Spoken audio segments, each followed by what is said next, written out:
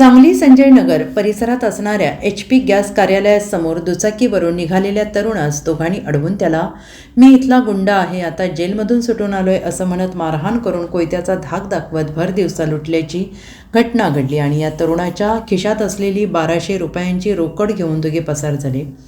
सदरची घटना ही शनिवार दिनांक 11 जानेवारी रोजी दुपारी 2 वाजण्याच्या सुमारास घडली आणि या प्रकरणी मेडिकल रिप्रेझेंटेटिव्ह असलेल्या रोहित अशोक कोथळीकर वय वर्ष 34 राहणार कोथळी जिल्हा कोल्हापूर यांनी संजय नगर पोलीस ठाण्यात फिर्याद दिलेली आहे. आणि याबाबत अधिक माहिती अशी की रोहित कोथळीकर हे आपल्या कुटुंबियांसह कोल्हापूर जिल्ह्यातील कोथळी गावामध्ये राहत असून ते MR म्हणून काम करतात.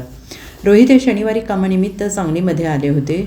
शहरातील डॉक्टर अशोक किल्लेदार यांना भेटण्यासाठी ते त्यांच्या मोटारसायकलवरून निघाले होते आणि संजय नगर येथील गॅस कार्यालयासमोर ते आले असता पाठीमागून मोपेड दुचाकीवरून दोघे आले. त्यांनी रोहित यांच्या पुढे आडवी गाडी मारून त्यांना थांबवले. त्यांच्यातील एकाने खाली उतरून "तू माझ्या आडवी गाडी का मारली?" असं म्हणून वाद घालत मारहाण केली.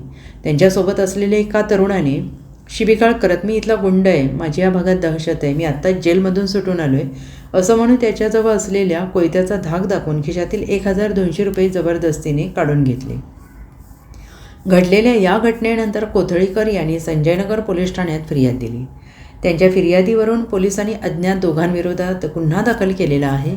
दरम्यान घटनेचं गांभीर्य ओळखून उपअधीक्षक दादासाहेब चुडाप्पा यांनी घटनास्थळी भेट देऊन पाहणी केली आहे. Bureau report SBN Marathi Sangli.